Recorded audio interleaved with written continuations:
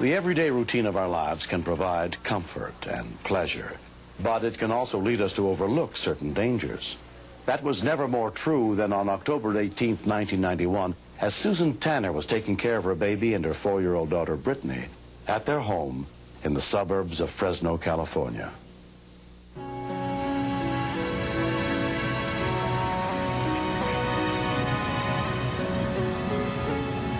It was lunchtime. There you go, Brittany. There you go, Brooke. I'm going to go call Daddy, okay? As they started to eat, I walked over to the telephone to dial Stan. Hello? My wife and I would talk on the phone at least once a day. We'd usually call each other. The girls were just eating She lunch. was pregnant, probably about 8 months, 7 or 8 months at least. Structure, and that it should get us through this season and maybe next. Yes, it wasn't that big of a deal. No, I might go to the park later, but I don't have anything else planned for the day. No, actually, he said that our unit was fine. He said there's a small hairline fracture. Yes, it wasn't that big of a deal. Well, that's good. Uh-huh. Susan? When I heard those screams, it just kind of made me curdle inside, like something was definitely wrong. Are you okay? She came back to the phone and said, I got to call 911, bye. What? And just left me hanging. Are you there? Are you there? Ambulance dispatch. There's stuff sticking out of her body. Some body parts are sticking out. She's got terrible cuts from falling through the window. There's body parts sticking out? Where at? In her stomach? In her back. In her back? Like her liver. I don't know what it is. Okay. Claudia Fernandez had been a Fresno County dispatcher for 3.5 years. I was like, oh my God.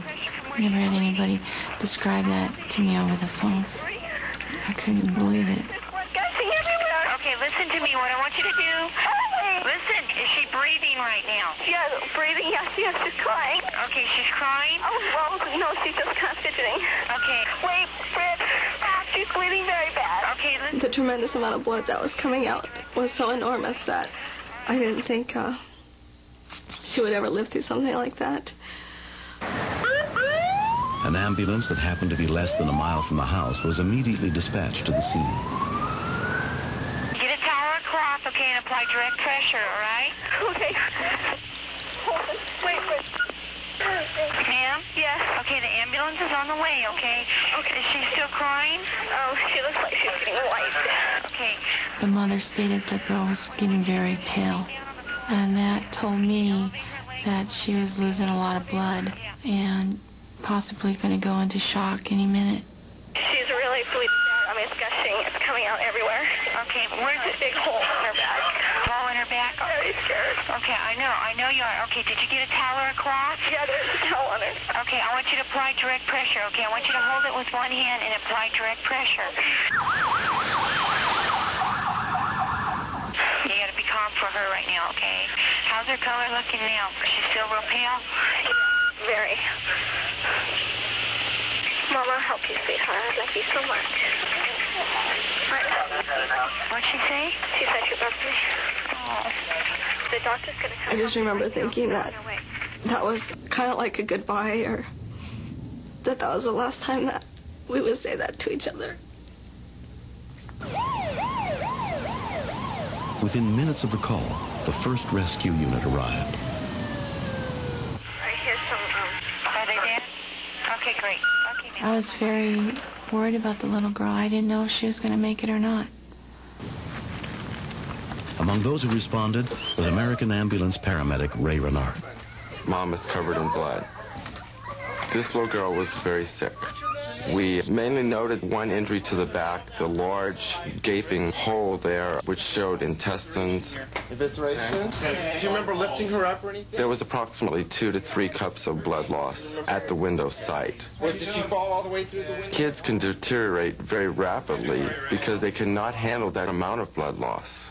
Okay, I'm going to hold wet dressings on you. You're going to feel this is going to be wet. I remember thinking that I was losing one child and having another one. And I didn't think that was very fair. I didn't want to have to trade one for another. You're okay, Brittany. We asked Mom to ride along with us because we felt with a high anxiety or becoming emotionally upset, Mom might end up going into active labor. Just as the ambulance was leaving, Stan pulled up to the house. When I drove up to the house and saw Susan in the ambulance, I didn't have a chance to talk to her. And it was just the look that we had between each other that we knew something serious had happened.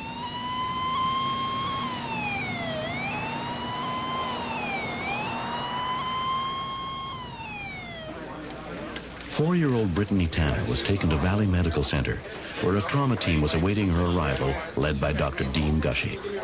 I initially had told her who I was to try and make her at ease and tell her what was going to happen.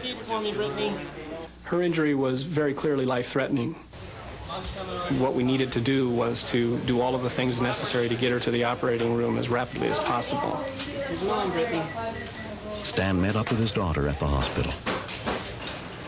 It's hard for a father to see their daughter in a situation like that, where they can't really do anything. You're relying on somebody else to make your girl feel better, when usually you're the one who picks them up and holds them when they have a hurt. And the thought of having a life without Brittany, I can't even imagine what it'd be like. Not to be able to see her, just come running up with her arms and throw her arms around you and, say, I love you, Daddy. I can't imagine what it'd be like without her. Brittany underwent surgery to repair a lacerated colon. After 2 weeks, she was released from the hospital. Today, Brittany is back to her old feisty self. She is in gymnastics and swims and runs and is very, very active. I don't think anybody understands the amount of sorrow and sadness you feel until you come that close to losing a child. What scared me was falling. That's what scared me. I'm not going to put in that chair anymore. As soon as the accident happened, we had safety glass put in all of our windows. Go through your house, and any windows that are in your house, especially windows that are within 18 inches of the floor, make sure they're tempered so that this doesn't happen to you. Recently, the Tanner family got a chance to meet the people who helped save their young daughter's life. As paramedics, we never get to see the outcome of our patients. It always feels good when you make a difference. I'm a very lucky girl. Thanks for helping me, everyone.